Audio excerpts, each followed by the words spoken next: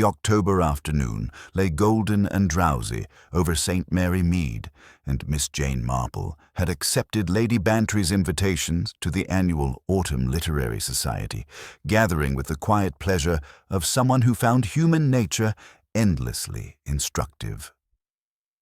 Gossington Hall's drawing room buzzed with the comfortable murmur of village society, where teacups clinked against saucers and conversations wove together like threads in her knitting. Lady Bantry herself presided over the gathering with characteristic enthusiasm, her cheeks flushed with the satisfaction of a successful hostess. She had arranged a small exhibition of literary treasures for the occasion, the centerpiece being her own leather-bound journal, open to display what she called amusing observations of village life. The journal lay upon her mahogany writing desk, its pages filled with her flowing script, tied with a blue silk ribbon that caught the afternoon light. Miss Marple settled into a chintz armchair near the window, her knitting bag at her side, and surveyed the assembled company with the gentle attention of someone watching a familiar but ever-changing play. Dr. Haydock moved between groups with professional ease, while his wife Margaret attempted to maintain a conversation with Mrs. Price Ridley, whose opinions on modern society grew more pronounced with each cup of tea. Young Timothy Foresight, recently returned from London under circumstances that had provided the village with weeks of speculation, stood somewhat apart, his usually confident demeanor replaced by an air of nervous attention. Near the fireplace, Miss Eleanor Vance, Lady Bantry's efficient secretary, engaged in quiet conversation with Colonel Melchett, who had arrived late and still bore the brisk energy of someone who had walked quickly from the village. The new vicar, Mr. Clement, listened with polite attention to Mrs. Cavendish's elaborate theories about the declining standards of modern literature, while his wife moved gracefully among the guests, ensuring everyone's comfort with the practiced skill of a clergyman's wife. Miss Marple's needles clicked softly as she observed the subtle interactions that others might miss. She noted how Timothy Forsyth's gaze kept drifting toward the writing desk, how Eleanor Vance's usual composure seemed slightly strained, and how Mrs. Price Ridley's eyes sharpened whenever the conversation touched upon private matters. Even Colonel Melchett, typically forthright in his opinions, seemed unusually subdued, his attention frequently wandering to the journal's open pages. It was nearly 4 o'clock when Lady Bantry clapped her hands for attention, her face suddenly clouded with distress. The cheerful chatter died away as her guests turned expectant faces toward their hostess, sensing something amiss in her manner. "I'm afraid I must share some rather disturbing news," Lady Bantry began, her voice carrying an uncharacteristic tremor. "It appears that someone has taken something from my private journal. A page has been deliberately removed, and I can only conclude it happened during this afternoon's gathering." The silence that followed was pregnant with possibility and discomfort.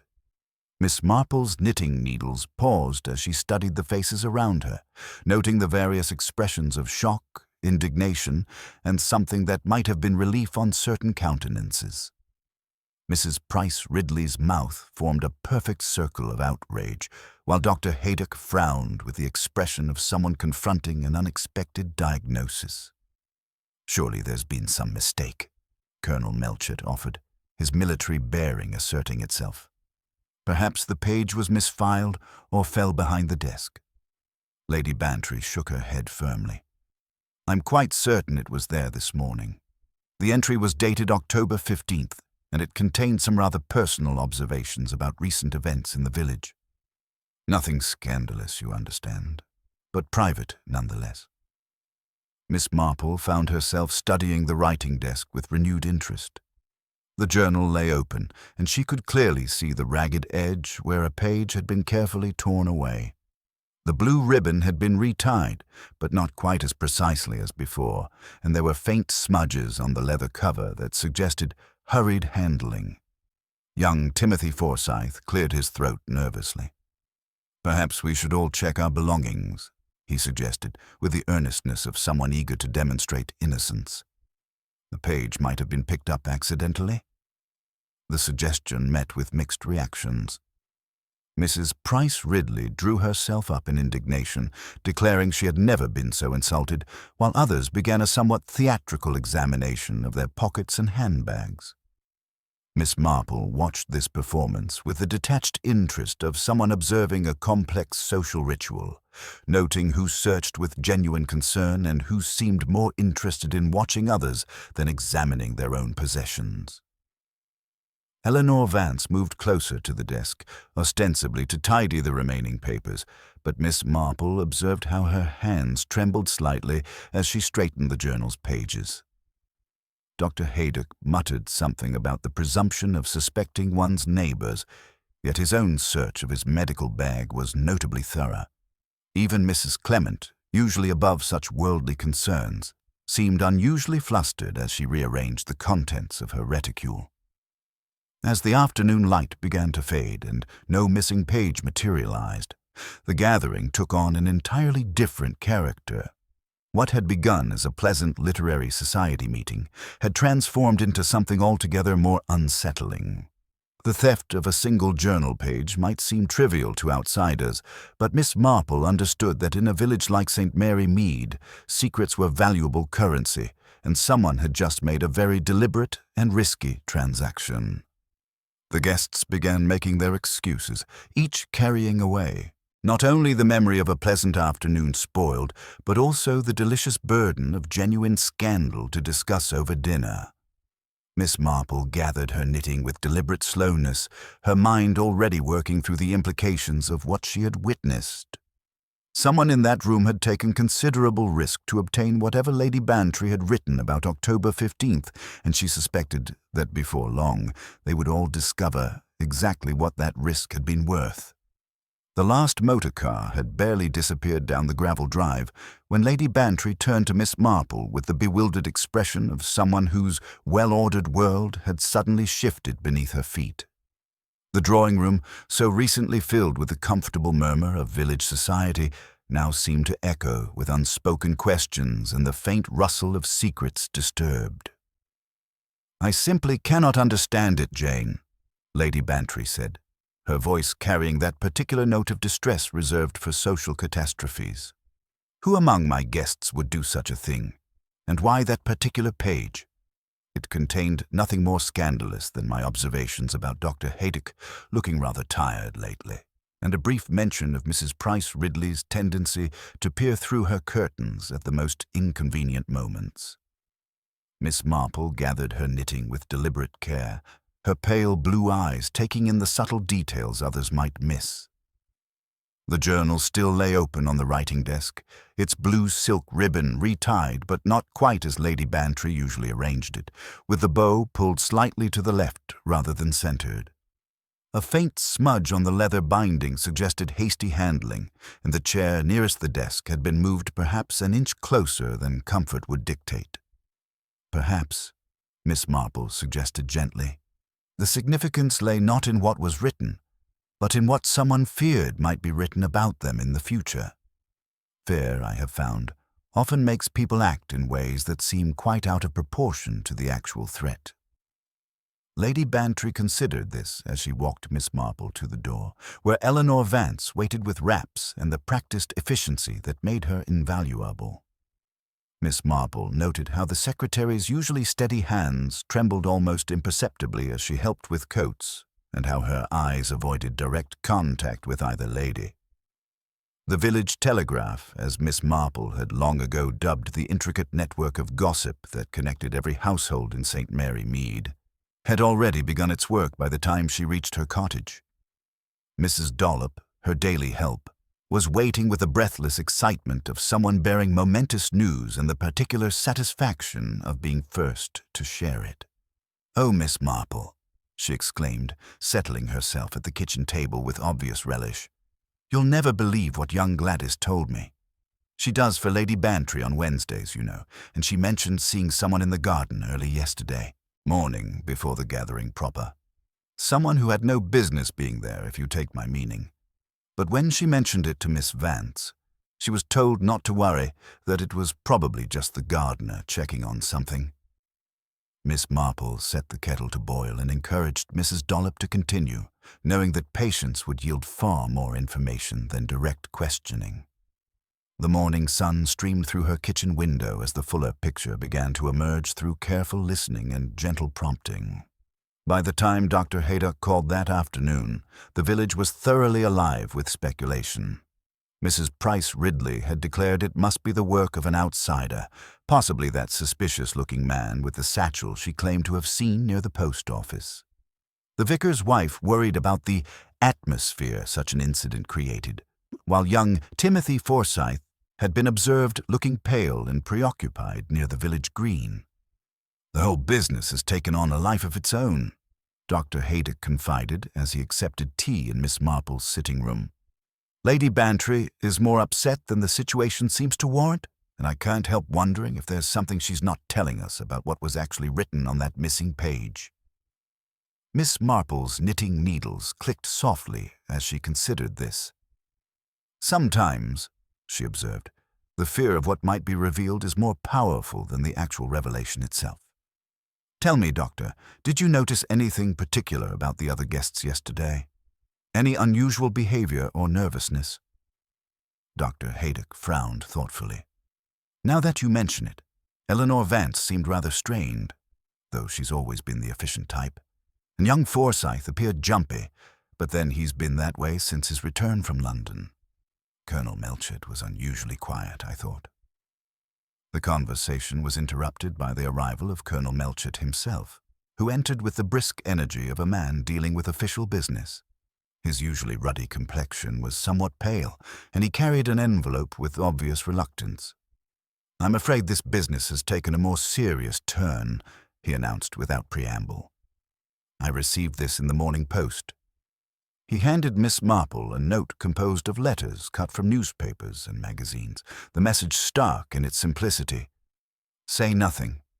Forget the page. No one need be hurt." The threatening note cast the previous day's events in an entirely different light. What had seemed like a simple theft born of curiosity or mischief now revealed itself as something far more calculated and desperate.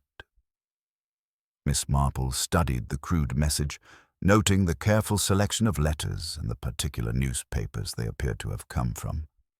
"Someone is very frightened indeed," she murmured. "Frightened enough to escalate from theft to threats, which suggests that whatever was on that missing page posed a genuine danger to someone's reputation or security." As the afternoon progressed and more details emerged through the village's efficient gossip network, one particular piece of information caught Miss Marple's attention. Eleanor Vance, in a moment of apparent candor with Mrs. Clement, had mentioned that Lady Bantry had shown the open journal to several guests before the main gathering began, proudly displaying what she considered a particularly well-turned phrase about recent village events. This detail transformed the entire complexion of the case. The thief had not stumbled upon the journal by chance during the afternoon's confusion, but had seen the specific page beforehand and recognized its potential threat. The theft had been planned, deliberate, and executed by someone with intimate knowledge of both the journal's contents and the household's routines. Miss Marple set down her knitting and gazed thoughtfully out her window at the peaceful village scene. Somewhere among the familiar faces and comfortable routines of St. Mary Mead, someone was harboring a secret dangerous enough to drive them to theft and threats. The missing page had been only the beginning. The threatening note lay between them on Miss Marple's sitting-room table like an unwelcome guest, its crude letters spelling out a desperation that transformed the previous day's social embarrassment into something altogether more sinister. Miss Marple studied it with the same careful attention she devoted to particularly intricate knitting patterns, noting not merely what it said, but how it revealed the character of its creator. "The paper is quite ordinary," she observed to Colonel Melchett, "the sort one might purchase at any village shop. But notice how the letters have been cut with such precision, Colonel. This suggests someone with steady hands and considerable patience. The S in say comes from the Times, I believe, while hurt appears to be from a ladies' magazine, judging by the particular shade of ink. someone with access to a well-appointed household's reading materials. Colonel Melchett shifted uncomfortably in his chair. What troubles me most, Miss Marple, is the escalation. Yesterday we had a theft. Today, threats. It suggests our culprit is becoming increasingly desperate. Before Miss Marple could respond, a gentle knock at her cottage door announced an unexpected visitor. Eleanor Vance stood on the threshold, her usually impeccable composure showing subtle signs of strain. Her hands trembled slightly as she accepted the offered cup of tea, and Miss Marple noted how she avoided direct eye contact while settling into the chintz armchair. "I hope you don't mind my calling unannounced," Eleanor began, her voice carrying an unusual hesitancy, "but I find myself in rather a delicate position regarding yesterday's incident. You see, I may have inadvertently contributed to the problem." Miss Marple's knitting needles resumed their gentle rhythm, encouraging confidence through the comfortable domesticity of the familiar sound. Eleanor's story emerged in careful fragments, each piece adding crucial depth to the growing mystery. Lady Bantry had asked me to type up some of her journal entries for possible inclusion in the parish newsletter, Eleanor explained, her words measured and precise. Nothing too personal, you understand. Just amusing observations about village life. I had read through several pages, including the one that went missing. It contained her thoughts about young Timothy Forsyth and his family's recent difficulties. The revelation cast Timothy's nervous behavior at the literary gathering in an entirely new light. Miss Marple recalled his suggestion that everyone search their belongings, his obvious discomfort throughout the afternoon, and most tellingly, his frequent glances toward the writing desk where the journal lay open. What exactly had Lady Bantry observed about the Forsyth situation? Miss Marple inquired with gentle patience. Eleanor hesitated, clearly struggling with the ethics of revealing private information. She had noticed Timothy's frequent visits to the post office and his habit of intercepting the morning mail before anyone else in the household was awake. She speculated about correspondence he preferred to keep private, and there was mention of his mother's recent illness creating financial pressures. Miss Marple absorbed this information while considering the broader implications. A young man under financial pressure, faced with the prospect of his private troubles becoming village gossip, might indeed resort to desperate measures. Yet something about the solution felt too convenient, too obvious for the subtle complexities she had learned to expect from human nature. As Eleanor prepared to leave, she paused at the door with obvious reluctance. "There's something else, Miss Marple. Yesterday morning, before the gathering, I saw Timothy in the garden quite early. He claimed to be admiring Lady Bantry's roses, but it struck me as odd since he's never shown particular interest in gardening before." After Eleanor's departure, Miss Marple sat quietly contemplating the threads of information now available. The case against Timothy Forsyth was certainly compelling. Opportunity, motive, and increasingly suspicious behavior. Yet her years of observing human nature had taught her to be wary of solutions that appeared too neat, too obviously presented. Her contemplation was interrupted by the arrival of Lady Bantry herself, who appeared at the cottage door in a state of considerable agitation. The usually composed hostess was clearly wrestling with some internal conflict, her manner suggesting someone who had reached a difficult decision. "Jane, I must speak with you privately," she began without preamble. "I'm afraid I haven't been entirely truthful about the contents of that missing page. The situation is far more complicated than I initially indicated." Lady Bantry settled herself in the sitting room with the air of someone preparing for confession. "You see, what I wrote wasn't merely idle gossip about Timothy's financial difficulties. I had observed something far more specific, something that could have serious consequences if it became public knowledge." Miss Marple set aside her knitting, giving her friend her complete attention. Whatever Lady Bantry had recorded in her journal, it was clearly significant enough to drive someone to theft and threats. "I saw Timothy coming from the vicarage very late one evening last week," Lady Bantry continued, her voice dropping to a whisper. But that wasn't the unusual part. What struck me was that he was carrying something, a small package, and he seemed extraordinarily furtive about it. I wrote about it because it seemed such an odd time for a social call, and I wondered what business a young man might have with the vicar at such an hour. The revelation added new dimensions to the mystery.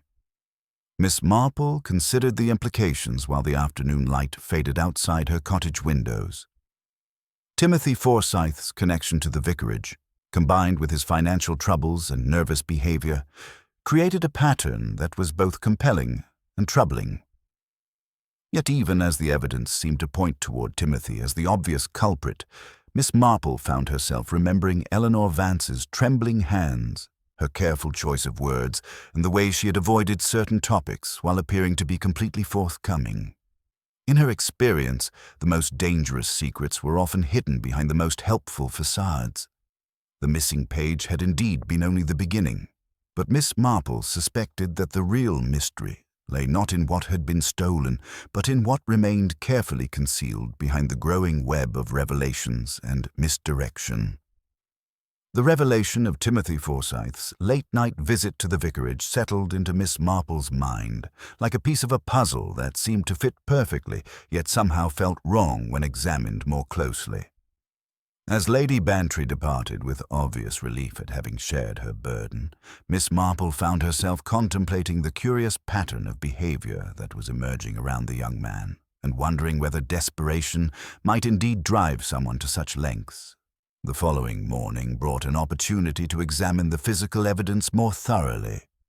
Lady Bantry had promised to preserve the blotting paper from her writing desk, and Miss Marple arrived at Gossington Hall with the quiet purposefulness of someone who understood that truth often lay hidden in the most mundane details.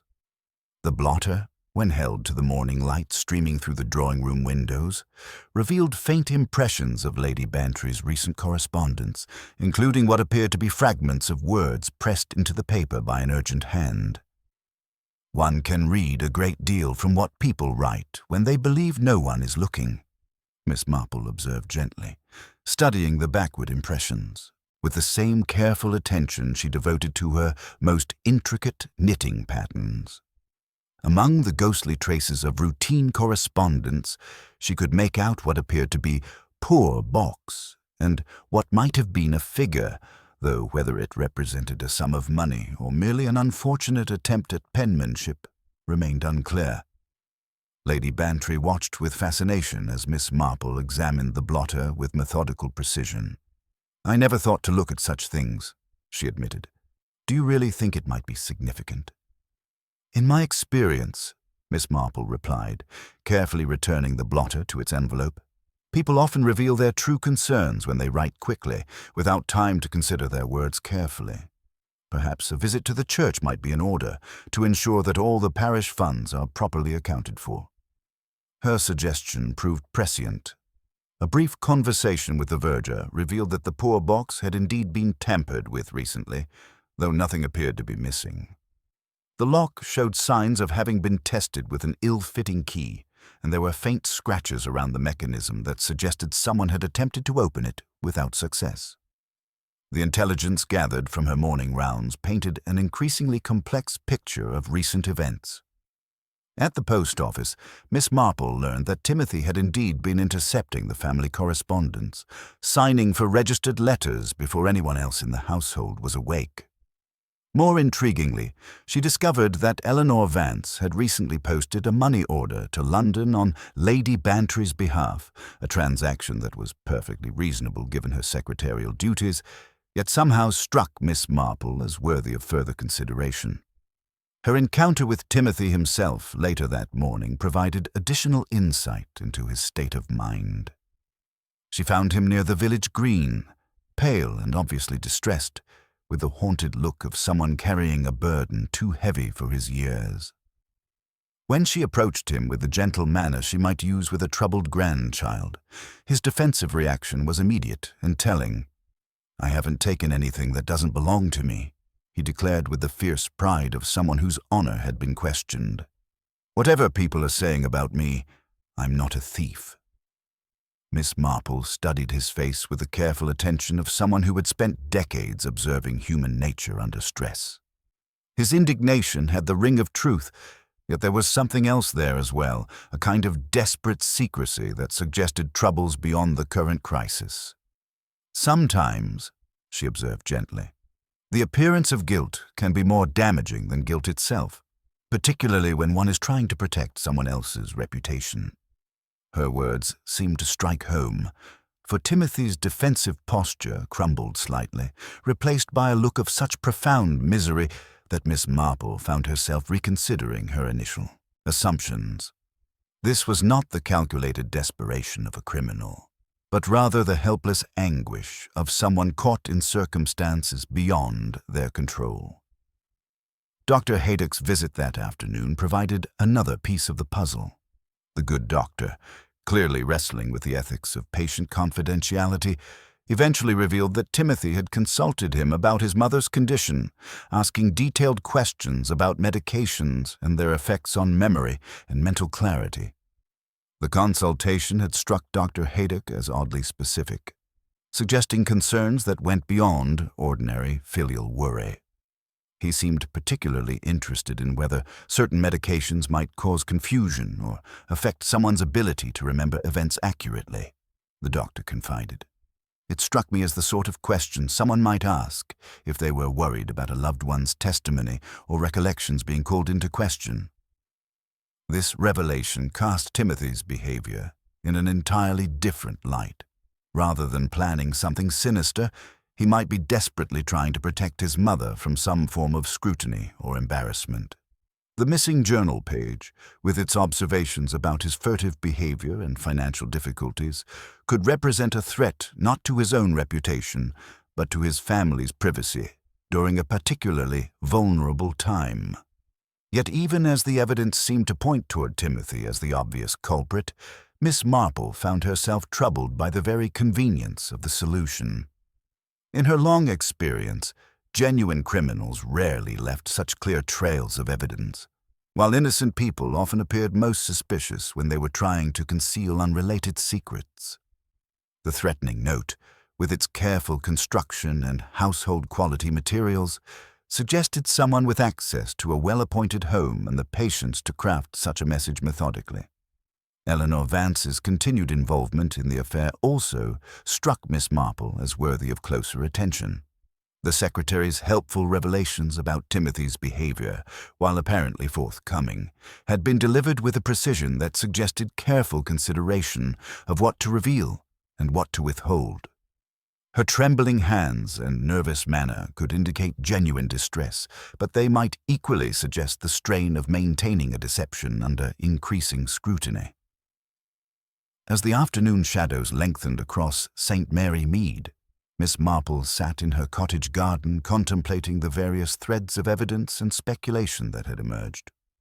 The missing page had indeed been only the beginning, but she suspected that the real mystery lay not in what had been stolen, but in what remained carefully hidden behind the growing web of apparent revelations.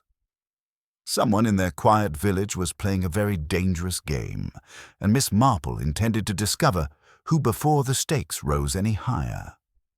The truth, she reflected, had a way of revealing itself to those patient enough to look beyond the obvious, and she had learned long ago that the most dangerous secrets were often hidden behind the most helpful facades. The morning brought clarity to Miss Marple's thoughts as she prepared her breakfast, the various threads of the previous day's revelations weaving themselves into patterns that demanded closer examination. The threatening note with its careful construction, Timothy's obvious distress, and Eleanor Vance's helpful efficiency all suggested currents running deeper than a simple theft born of embarrassment. She decided that a visit to the vicarage would provide the most logical next step in her quiet investigation. Mr. Clement received her in his study with the slightly harried air of a man whose pastoral duties had recently become more complicated than usual.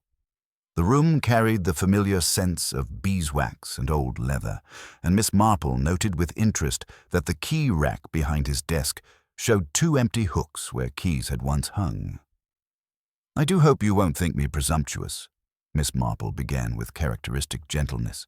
But I understand young Timothy Forsyth paid you a visit recently, and I wondered if there might be anything that could help us understand his current difficulties." The vicar's honest face showed the struggle between pastoral confidentiality and concern for his parishioner. "Timothy came seeking guidance about charitable assistance," he admitted carefully. He was particularly concerned about providing help anonymously, without the recipient knowing the source. It struck me as rather unusual, though admirable in its way. Miss Marple's knitting needles resumed their gentle rhythm as she absorbed this information. Timothy's furtive behavior, rather than indicating guilt, might suggest a young man desperately trying to help someone while protecting their dignity. The poor box, I believe, showed signs of attempted entry. Yes, though nothing was taken. Someone had tried an old key that didn't quite fit. Most distressing, really. Mr. Clement's gaze drifted toward the empty hooks on his key rack. One becomes careless about such things in a small village. Her visit to the post office proved equally illuminating. Mrs. Gable, the postmistress, was eager to share her observations about recent unusual activity, particularly concerning Eleanor Vance's frequent money orders to London addresses. "Quite substantial amounts," Mrs. Gable confided, "and always marked for personal expenses or household supplies. Nothing improper, you understand. But one does notice patterns. There was one just yesterday to something called the Genealogical Research Bureau in Clifford Lane." The mention of genealogical research struck Miss Marple as particularly significant. Family histories, old records, and forgotten connections often held the keys to present-day mysteries. Combined with Timothy's charitable intentions and his obvious protective instincts toward his mother, a more complex picture was beginning to emerge. Her encounter with Mrs. Price Ridley near the village green provided another crucial piece of information. The elderly gossip was full of observations about Mrs. Forsyth's declining memory and Timothy's fierce protectiveness. He even turned away that nice young reporter from the Chipping Cleghorn Gazette, Mrs. Price Ridley revealed with obvious disapproval. The man was asking about old village stories, nothing harmful, but Timothy wouldn't hear of his mother speaking to strangers. Said her health was too delicate for such conversations. This revelation transformed Miss Marple's understanding of the situation entirely. A reporter investigating old village stories, combined with genealogical research and a young man's desperate attempts to protect his mother's reputation, suggested that the missing journal page might be connected to historical secrets rather than contemporary scandals. Her afternoon visit to Gossington Hall, ostensibly to deliver preserves, provided an opportunity to observe Eleanor Vance more closely.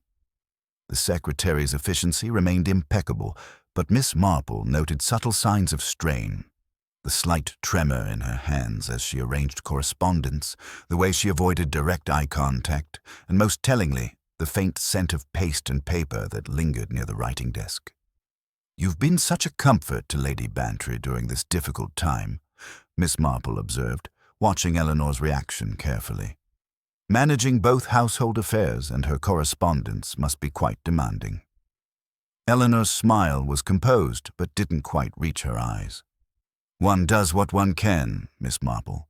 Lady Bantry has always been most appreciative of thoroughness in such matters." As Miss Marple prepared to leave, Eleanor hesitated at the door with obvious reluctance. "I do hope this unpleasant business will be resolved soon," she said carefully. "Lady Bantry has been more distressed than she's admitted. I sometimes wonder if that missing page contained more sensitive information than she's revealed." The implication hung between them like a carefully planted seed, and Miss Marple filed it away with the growing collection of observations that suggested someone was working very hard to direct attention toward certain conclusions while obscuring others. Walking home through the gathering dusk, Miss Marple reflected on the day's discoveries. The theft of the journal page was beginning to reveal itself as part of a much larger and more complex web of relationships and secrets. Timothy Forsyth's desperate attempts to help someone anonymously, Eleanor Vance's careful management of information and finances, The mysterious reporter's interest in old village stories and Mrs. Forsyth's failing memory all suggested that the real mystery lay not in recent events, but in something that had happened long ago. Someone in St. Mary Mead was not merely trying to prevent a revelation, but attempting to control one, to shape the narrative of past events for present purposes. The missing page had been only the beginning of what Miss Marple suspected would prove to be a far more intricate and dangerous game than anyone yet realized. The truth, as always, would reveal itself to those patient enough to observe and wise enough to look beyond the obvious explanations that others were so eager to provide. The morning brought disturbing news that transformed the theft of Lady Bantry's journal page from an isolated incident into something far more systematic and dangerous. Miss Marple had barely finished her breakfast when Colonel Melchett arrived at her cottage door, his usually composed demeanor showing signs of genuine alarm. "I'm afraid we have another theft," he announced without preamble, settling heavily into a sitting-room chair. "Someone has removed a page from the baptismal register at St. Mary's Church. Mr. Clement discovered it this morning when he went to record yesterday's christening." Miss Marple set down her teacup with careful precision, her mind immediately connecting this development to Eleanor Vance's recent request to examine the parish records. The pattern was becoming clearer, though the full picture remained tantalizingly out of reach. Their visit to the church vestry revealed the same methodical approach that had characterized the journal theft. The baptismal register lay open on the oak table, its leather binding showing the careful removal of a single page along the center stitching. Unlike the ragged tear one might expect from hasty vandalism, this had been executed with precision, using a thin blade that left only the faintest trace of linen thread and ghostly impressions on the facing leaf. The verger mentioned that Miss Vance had borrowed the vestry key 2 evenings past. Mr. Clement explained with obvious distress. "She said it was for Lady Bantry's historical research project. I saw no harm in allowing her access to copy some names and dates." Miss Marple examined the table where the register had been placed, noting a tiny crumb of paste that clung to the wood grain and the faint scent of gum arabic that lingered in the air. These were the tools of someone who understood both the value of historical records and the techniques needed to alter them without detection. Her subsequent visit to the Forsyth cottage provided another crucial piece of the puzzle. She found Mrs. Forsyth sitting by her window, wrapped in a faded shawl, her gaze alternating between sharp lucidity and distant confusion. The small parlor was neat, but carried the musty scent of age and carefully guarded secrets. "Such a kind thought, dear," Mrs. Forsyth murmured as she accepted Miss Marple's offering of short bread. "Reminds me of my own mother's baking. She used to say a good crust could hide any multitude of sins." Miss Marple's attention was drawn to the mantelpiece, where numerous photographs chronicled the family's history. One portrait in particular caught her eye, a sepia-toned image of a stern young woman with strikingly familiar features, positioned slightly askew as if recently handled. Beneath it lay a small, tarnished silver key with ornate detailing that suggested considerable age and importance. "The past is full of shadows and whispers," Mrs. Forsyth continued, her voice taking on the distant quality of someone accessing half-forgotten memories. "There was trouble once, long ago. A fire, and questions that were never properly answered. Someone came asking about it recently, wanting to know about the old days." Timothy's reaction to his mother's words was immediate and telling. He appeared in the doorway with obvious anxiety, gently but firmly steering the conversation away from dangerous territory. "Mother needs her rest," he explained to Miss Marple, though his eyes kept darting toward the silver key on the mantelpiece. When Miss Marple remarked on the key's intricate craftsmanship, Timothy's response was carefully neutral. "Just an old trinket that's been there for years, probably doesn't open anything anymore." Yet the way he protectively repositioned it suggested the key held significance beyond mere decoration. Her afternoon visit to Gossington Hall revealed Eleanor Vance at her desk, surrounded by the extraordinary neatness of someone who used organization as both tool and shield. The paper knife on the desk showed signs of recent sharpening, and Miss Marple noted how Eleanor's hands trembled almost imperceptibly as she arranged correspondence. The parish records were quite fascinating, Eleanor mentioned with studied casualness. So many connections between families that one might never suspect. History has a way of revealing patterns, doesn't it, Miss Marple? The observation carried weight beyond its surface, meaning, and Miss Marple found herself studying Eleanor's composed facade with renewed interest. The secretary's helpful efficiency, her access to both household and church records, and her obvious emotional investment in recent events suggested someone pursuing a very specific agenda. At the post office, Mrs. Gable mentioned that another express postcard had arrived from the Genealogical Research Bureau in London, addressed to Eleanor Vance. "Quick service when they want to be," she observed with satisfaction. "Must be important business to warrant such speed." The pattern was becoming unmistakable. Someone was systematically removing evidence from historical records while simultaneously conducting research to verify what those records had originally contained. The missing pages from both journal and register were not random thefts, but calculated moves in a larger game involving family histories, old secrets, and contemporary consequences.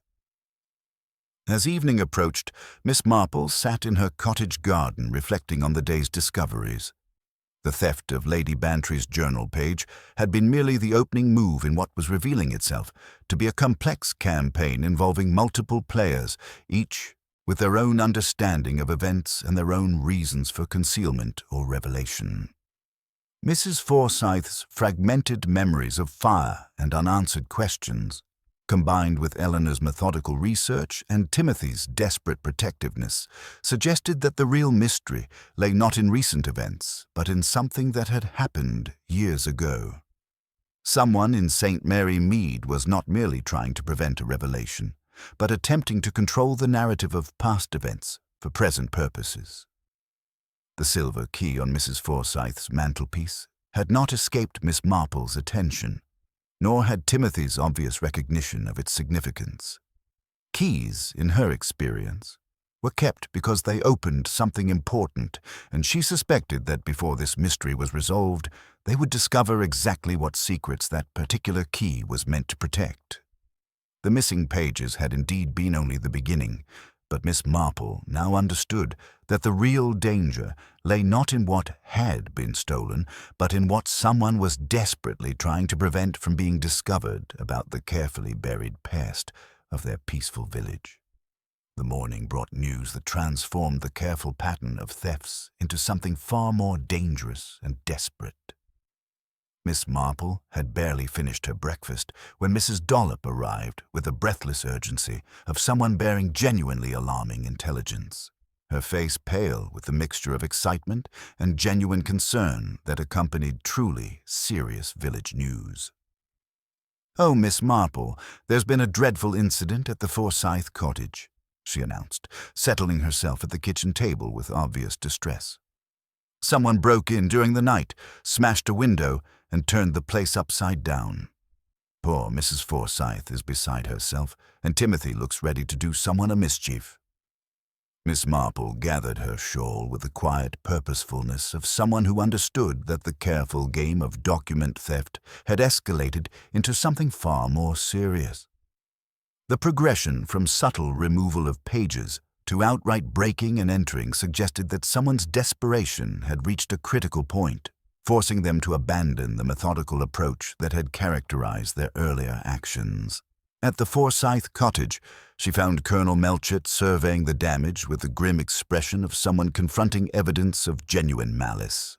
The sitting room window bore a jagged hole where glass had been deliberately smashed, and the modest parlor showed signs of systematic searching rather than random vandalism. Drawers had been opened and their contents examined, cushions overturned with purpose, and the mantelpiece cleared of its usual ornaments. They were after something specific, Colonel Melchett explained, his military bearing evident in his clipped assessment of the situation. This wasn't opportunistic theft. Someone knew exactly what they wanted and where they expected to find it. Timothy stood protectively, near his mother's chair, his face showing the strain of someone who had reached the limits of his ability to shield those he loved from forces beyond his control.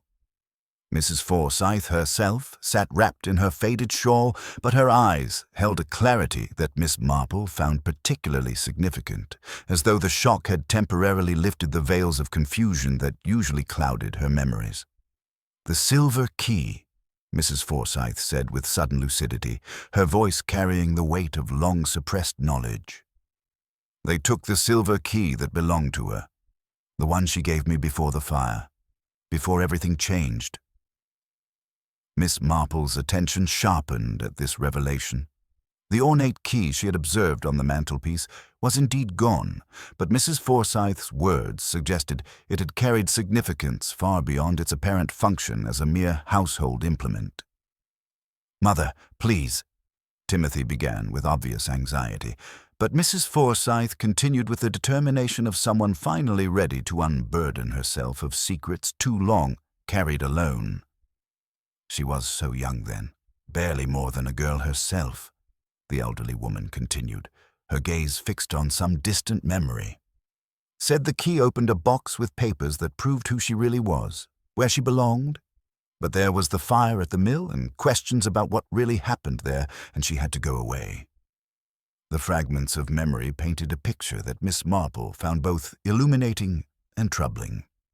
A young woman with proof of identity, a mysterious fire, and circumstances that forced departure suggested the kind of family scandal that wealthy households preferred to bury rather than acknowledge. Her subsequent visit to Gossington Hall revealed Eleanor Vance in a state of barely controlled agitation that contrasted sharply with her usual professional composure. The secretary's hands trembled as she arranged correspondence, and Miss Marple noted how her eyes kept drifting toward the library door with the expression of someone contemplating a decision that could not be undone. "Such a terrible thing to happen to the Forsyths," Eleanor remarked with studied casualness, though her voice carried an edge that suggested personal investment beyond mere neighborly concern. "One wonders what sort of person would resort to such desperate measures." Miss Marple studied Eleanor's carefully controlled expression while considering the implications of Mrs. Forsyth's revelations. A young woman forced to leave after a fire, carrying proof of identity, suggested circumstances that might drive someone to systematic research into family records and genealogical connections decades later.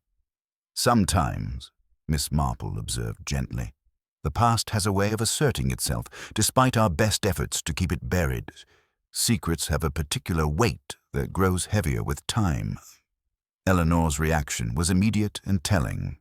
Her composure cracked slightly, revealing something that might have been relief at the prospect of finally speaking truth, mixed with terror at the consequences such honesty might bring. The afternoon brought additional intelligence from Mrs. Gable at the post office, who mentioned seeing Eleanor walking purposefully through the village quite late the previous evening, carrying what appeared to be a small, dark bag. The timing coincided perfectly with the break-in at the Forsyth cottage, creating a connection that Miss Marple found impossible to ignore.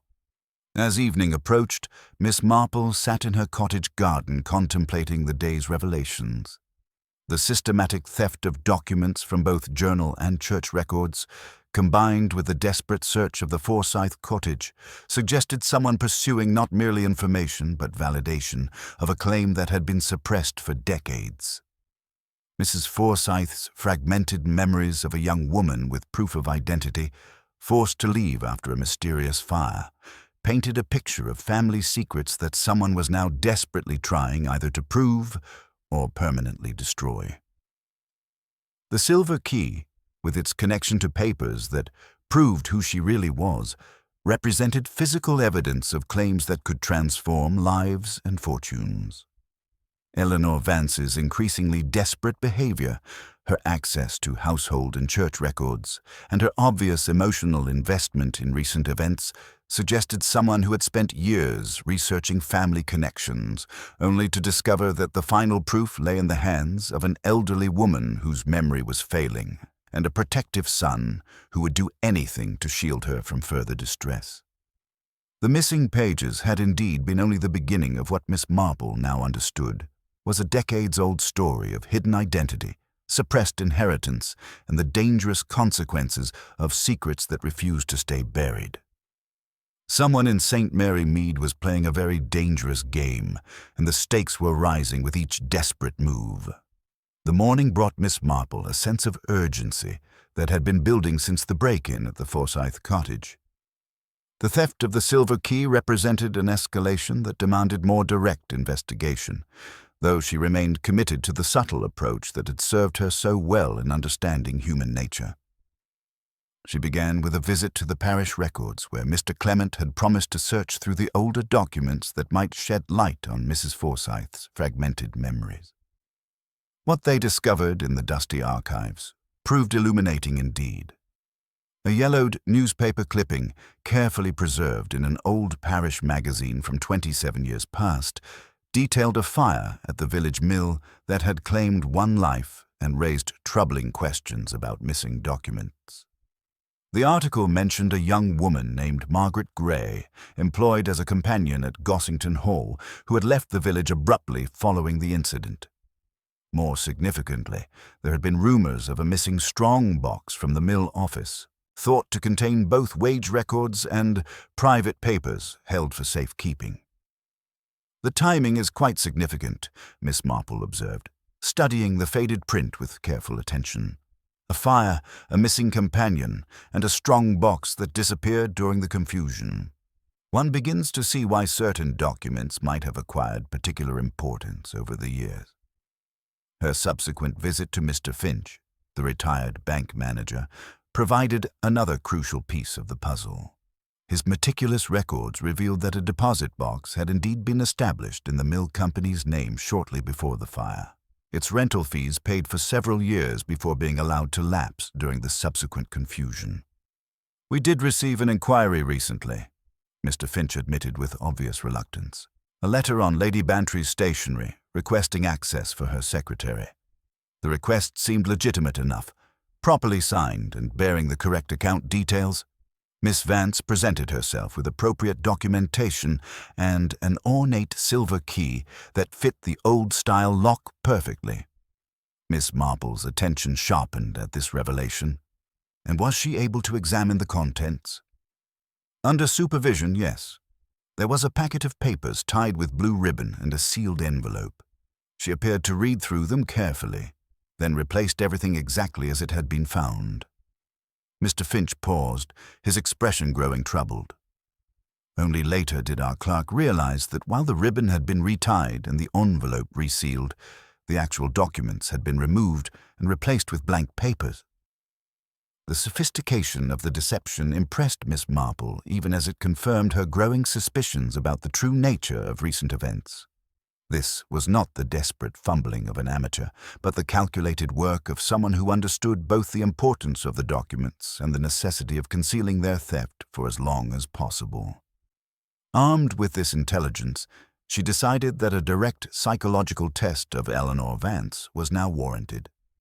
She arrived at Gossington Hall under the pretext of delivering preserves, carrying with her the quiet determination of someone prepared to observe crucial reactions under carefully applied pressure. Eleanor received her in the small study where she conducted Lady Bantry's correspondence, a room that struck Miss Marple as almost aggressively organized, as though perfect order might somehow contain the chaos of hidden secrets. The secretary's usual professional composure remained intact, but Miss Marple noted subtle signs of strain, the faint tremor in her hands as she arranged papers, the way her eyes avoided direct contact, and most tellingly, the lingering scent of paste and fresh ink that suggested recent document work. "Such distressing events we've been experiencing," Miss Marple began conversationally, settling into her chair with deliberate casualness. It makes one wonder about the secrets people feel compelled to protect, particularly those from long ago. Family scandals have such a way of echoing through the generations, don't they? Eleanor's reaction was immediate and revealing. Her grip tightened on the pen she held, her knuckles whitening with tension, and Miss Marple observed how her gaze flickered involuntarily toward a small, locked wooden box on her desk before returning with obvious effort to their conversation. Sometimes, Miss Marple continued with gentle persistence, one discovers that what appeared to be lost was actually removed deliberately.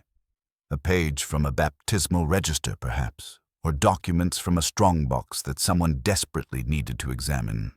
And then there's the question of identity, of proving who one really is when the original records have been altered or destroyed.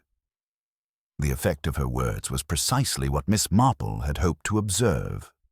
Eleanor's carefully maintained composure began to crack, revealing beneath it a profound anxiety that went far beyond professional concern for her employer's troubles. Her breathing grew shallow, and she pushed back slightly from her desk as though seeking distance from the conversation's implications. The burden of carrying such secrets must be considerable, Miss Marple observed with sympathetic gentleness, particularly when one feels that justice or recognition has been denied. The temptation to right old wrongs, to claim what one believes is rightfully theirs, can drive otherwise respectable people to extraordinary measures. Eleanor's response was a barely audible whisper. Sometimes the truth demands such measures, even when they seem impossible to justify. It was not quite a confession, but it was an acknowledgement that confirmed Miss Marple's growing understanding of the forces driving recent events. Eleanor Vance was not merely Lady Bantry's efficient secretary, but someone with a personal stake in family secrets that reached back decades to a fire, a disappearance, and documents that could transform lives and inheritances. As Miss Marple prepared to leave, she cast one final significant glance at the locked wooden box on Eleanor's desk.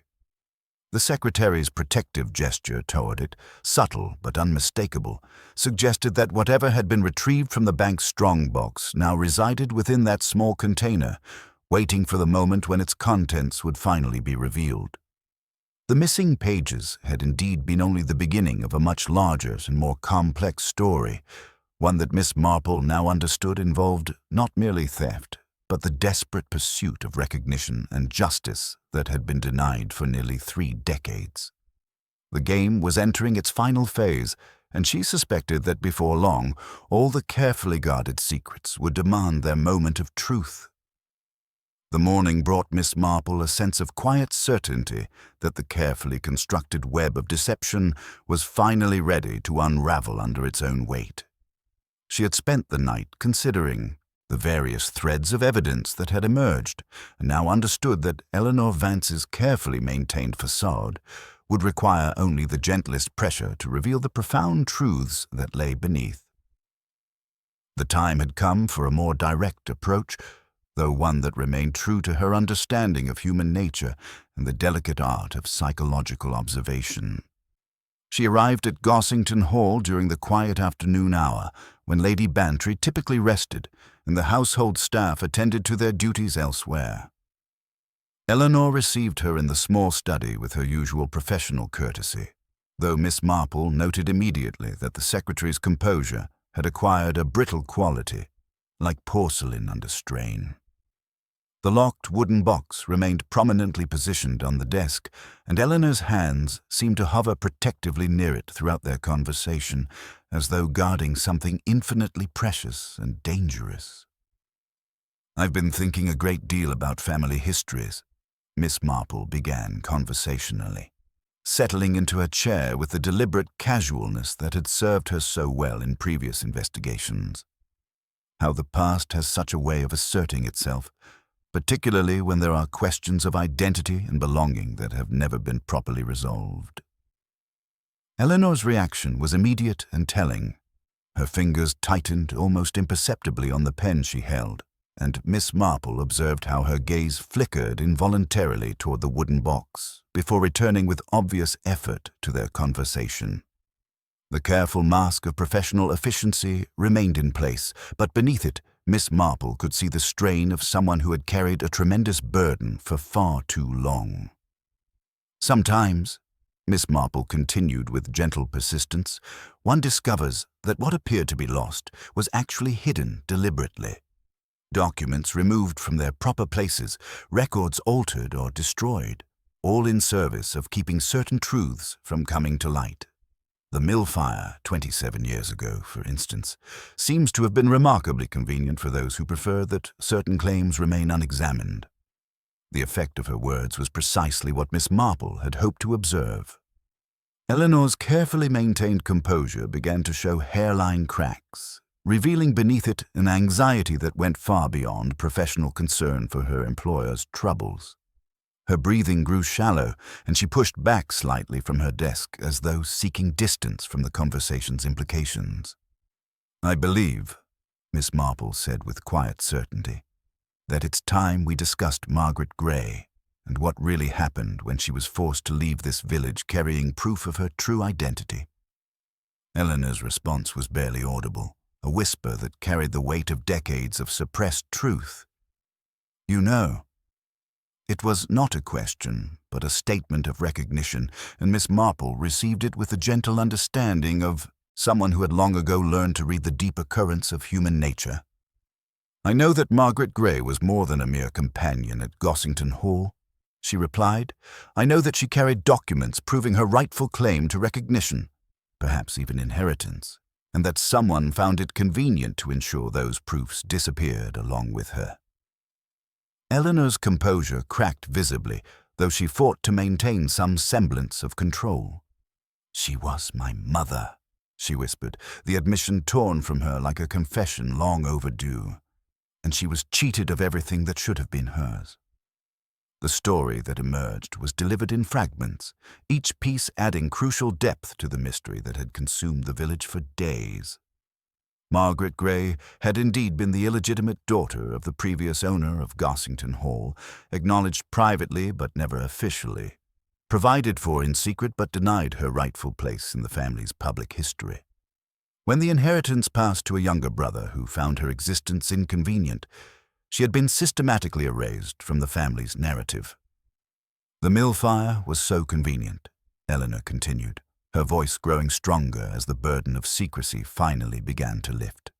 "All those records destroyed, all that inconvenient evidence turned to ash. But my mother was clever. She had already moved the most crucial documents to safety, hidden them where she thought they would be preserved until the time came for justice." Miss Marple listened with the patient attention of someone who understood that truth, once released, demanded its full hearing. The pieces of the puzzle were falling into place with the inexorable logic of long-suppressed secrets finally asserting themselves. "You spent years researching, tracing family connections, working your way back to this village," Miss Marple observed. "When you finally secured the position as Lady Bantry's secretary, you thought you could retrieve the evidence quietly, prove your claim, and perhaps find some accommodation that wouldn't destroy anyone's life." Eleanor nodded, tears beginning to flow freely down her cheeks. "I never wanted to hurt Lady Bantry. She's been nothing but kind to me. But when she began writing about village life, noticing connections, asking questions about old families and disappeared servants, I realized she might stumble upon the truth before I was ready to reveal it." The theft of the journal page had been Eleanor's first desperate attempt to buy time, to prevent Lady Bantry from pursuing a line of inquiry that might expose everything before Eleanor could control the revelation. But each action had necessitated another, creating the web of deception that had ultimately led to this moment of partial truth.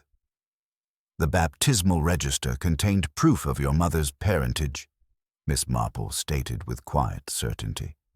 "And the bank's strongbox held the documents that proved her rightful claim," Eleanor admitted. "Letters acknowledging her as legitimate heir, provisions made for her future, even a will that would have changed everything if it had been honored." Miss Marple studied Eleanor's face with the careful attention of someone who understood that they had reached a crucial moment in the unfolding of truth. the secretary's genuine anguish, her obvious love for Lady Bantry, and her desperate desire for justice created a moral complexity that would require the most delicate handling. "And now you have everything you need to prove your claim," Miss Marple observed gently. "But you've discovered that having the power to destroy someone's peace doesn't necessarily make using it feel like justice." Eleanor's laugh was bitter and broken. "I have all the evidence I dreamed of finding, and I've learned that revenge tastes like ashes, even when it's dressed up as righteousness." The afternoon light was beginning to fade as Miss Marple prepared to leave, understanding that Eleanor needed time to wrestle with the choice that now lay before her. The truth had been partially revealed, but the final decision about how that truth would be used remained to be made. As she walked home through the gathering dusk, Miss Marple reflected on the profound human drama that was approaching its climax. Eleanor Vance had spent years positioning herself to claim an inheritance, only to discover that the real inheritance she sought was not wealth or recognition, but the peace that comes from choosing mercy over vengeance. The missing pages had indeed been only the beginning of a story that would ultimately be decided not by evidence or legal claims, but by the fundamental question of what justice truly meant when it came at the cost of innocent suffering. The morning brought Miss Marple a sense of quiet resolution, the feeling that comes when all the scattered pieces of human behavior finally arrange themselves into their inevitable pattern. She had spent the night considering Eleanor's confession and the delicate matter of how truth might be revealed without destroying the innocent along with the guilty. The time had come for the final gathering, though she suspected it would prove to be less about accusation than about the far more complex business of justice tempered with mercy. Lady Bantry had agreed to host what she called a small tea to settle matters, though both women understood that the settling would involve revelations that might transform the very foundations of the household. The drawing room at Gossington Hall received its familiar cast of characters.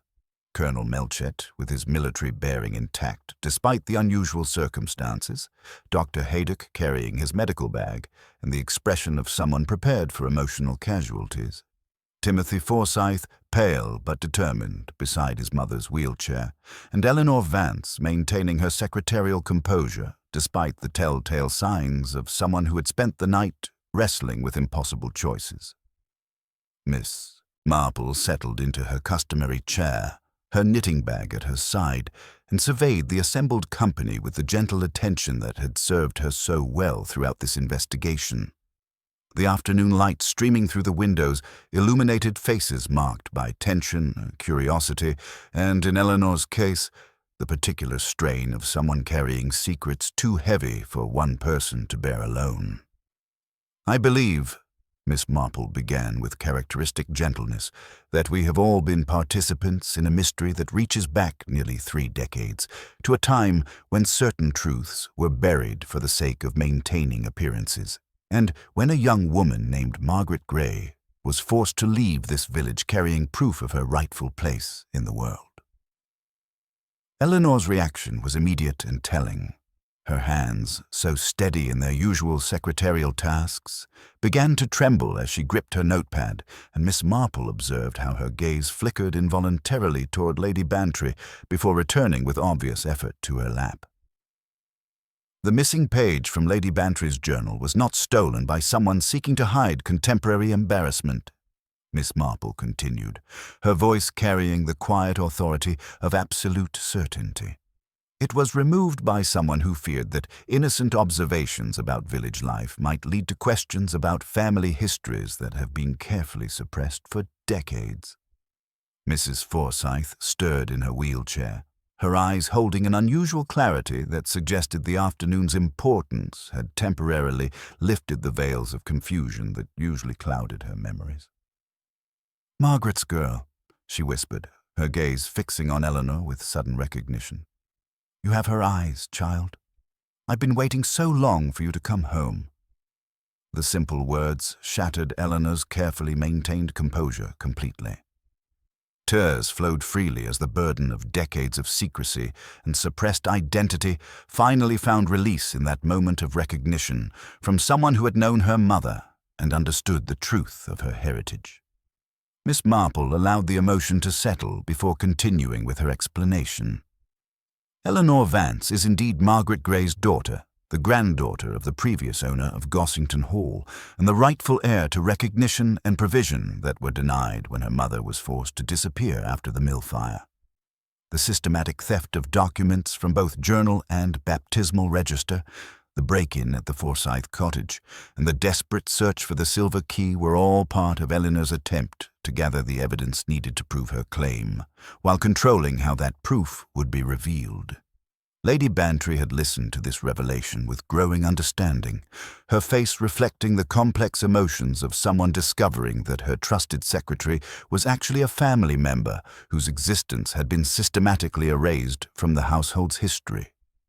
When she spoke, her voice carried both shock and a growing sense of moral obligation. "Eleanor, my dear," she said, rising from her chair to approach the younger woman, "why did you not simply tell me who you were? I would have helped you discover the truth about your mother's story." Eleanor's response came through her tears, each word weighted with years of suppressed pain and desperate hope. "I couldn't risk it, Lady Bantry. The shame of illegitimacy, the fear that you might not believe me, the legal complexities of challenging such an old injustice. I thought if I could gather all the evidence first, present it as an undeniable case, then perhaps justice might finally be served." Miss Marple watched this extraordinary exchange with the quiet satisfaction of someone who had observed human nature at its most complex and ultimately its most redemptive. The mystery had indeed revealed itself to be about far more than simple theft, involving instead the profound questions of identity, belonging, and the courage required to choose healing over revenge.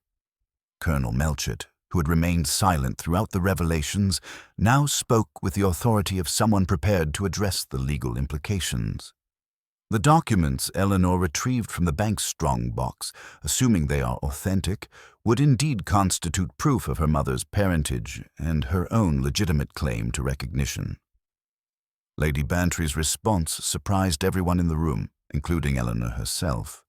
"Then we shall ensure that recognition is properly given," she declared, with the firmness of someone who had wrestled with difficult truths and emerged with clarity about what justice required. "Eleanor, you are welcome to remain here, not as my secretary, but as my acknowledged family member. The inheritance that was denied your mother rightfully belongs to you." As the afternoon progressed and the various participants began to absorb the implications of these revelations, Miss Marple reflected on the profound human drama that had played out around the simple theft of a journal page. The missing documents had indeed been only the beginning of a story about family, identity, and the complex relationship between past and present. But the ending had proved that even the most carefully buried secrets could be brought to light in ways that honored both truth and mercy. The village of St. Mary Mead would return to its familiar rhythms, though with an altered understanding of its own history and the hidden currents that flowed beneath its seemingly placid surface. Miss Marple, ever the observer of human nature, understood that the greatest mysteries were often solved not through the exposure of guilt, but through the recognition that justice and compassion need not be opposing forces in the complex tapestry of human relationships.